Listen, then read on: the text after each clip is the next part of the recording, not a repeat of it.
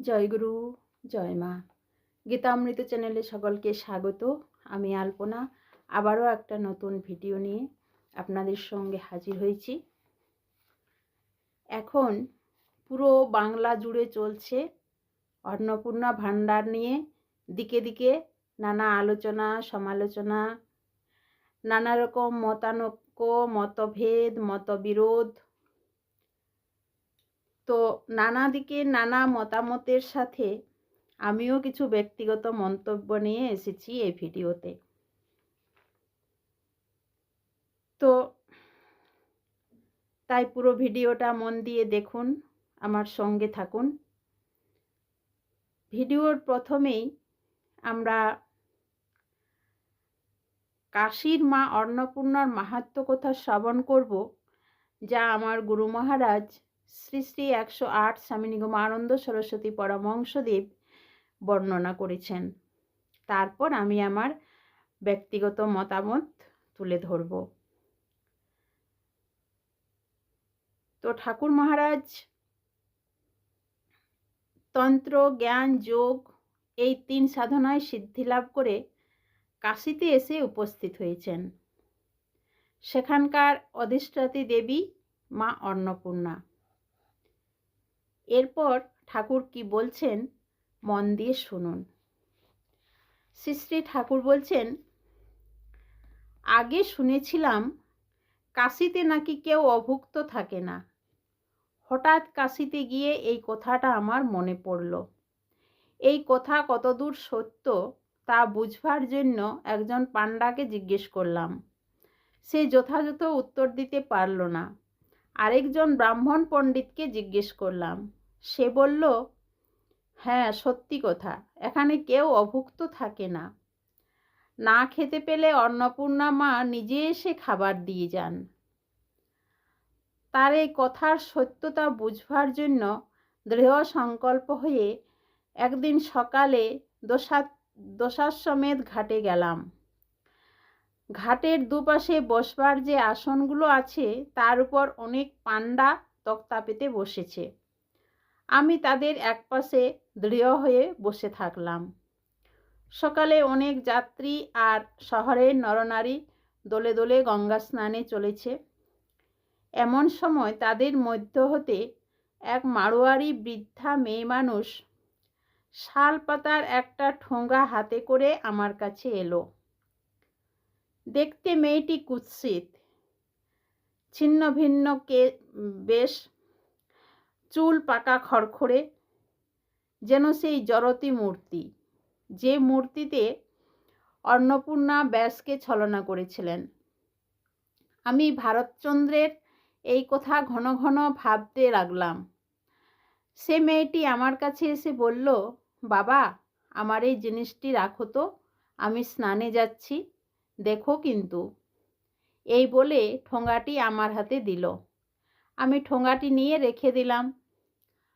পরে কাশীর অভুক্ত থাকার কথা আরও অন্যান্য কথা ভাবতে ভাবতে দিনটা কেটে গেল। আত্মহারা হয়েছিলাম। রাত্রি প্রায় 8টা-9টার সময় জ্ঞান হলো। ভাবলাম রাত্রি তো হয়ে গেছে, কই আজ তো কেউ খাবার দিলে না, আজ অভুক্তই থাকলাম। তবে নাকি এখানে কেউ অভুক্ত থাকে না বলে। এই কথা ভাবতে ভাবতে হাত নাড়তে গিয়ে হঠাৎ কি যেন হাতে একটা ঠেকলো।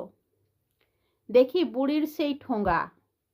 ভাবলাম আরে যা, সেই বুড়িটা ঠোঙা ফেলে গেছে, বোধহয় ভুলে গেছে, তাই নিয়ে যায় নাই।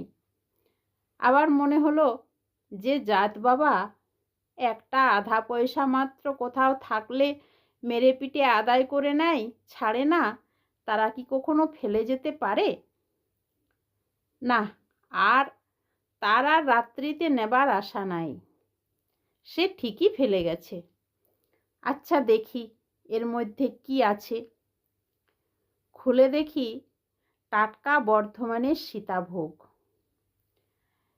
সীতাভোগ তো বাংলা ভিন্ন অন্যত্র পাওয়া যায় না, এখানে কোত্থেকে এলো? না, এ আর কিছু নয়, অন্নপূর্ণার ছলনা। মনে জেগে গেল যে মা ছলনা করে গেছেন।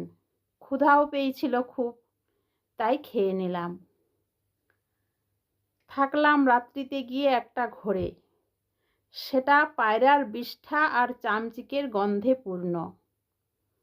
রাত্রিতে স্বপ্নে দেখলাম মা এসে বলছেন, দেখলে তো বাবা, আমার কাশিতে কেউ অভুক্ত থাকে না। তো ঘটনাটা শুনলেন সকলেই, দেখলেন তো মা অন্নপূর্ণা কিভাবে ছলে বলে কৌশলে সকলকে অন্নদান করেন। তাই আমি বলি, যারা এখনো অন্নপূর্ণা ভাণ্ডার পাননি তারা নিরাশ হবেন না। মা অন্নপূর্ণা নামে যখন প্রকল্প, তখন ঠিক সময়ে পেয়ে যাবেন। শুধু তার উপর বিশ্বাস ও ভরসা রাখুন।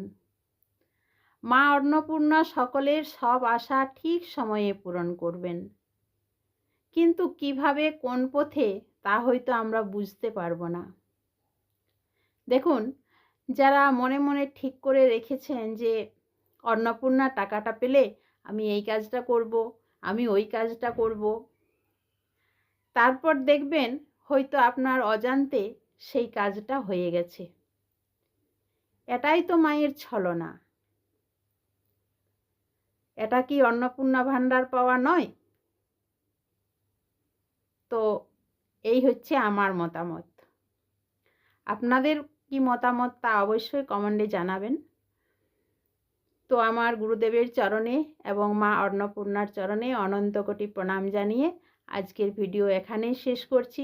ভিডিওটি ভালো লেগে থাকলে একটা লাইক দিয়ে কমেন্ট করবেন এবং নিত্য নতুন ভিডিও পেতে চ্যানেলটি অবশ্যই সাবস্ক্রাইব করে রাখবেন। আর যারা অন্নপূর্ণা ভাণ্ডার নিয়ে নিরাশ হয়ে আছেন তাদেরকে ভিডিওটা শেয়ার করে দিবেন, এটা আমার অনুরোধ। তো আজকে এ পর্যন্তই। সকলে ভালো থাকবেন, সুস্থ থাকবেন, আনন্দে থাকবেন। জয় গুরু, জয় গুরু, জয় মা।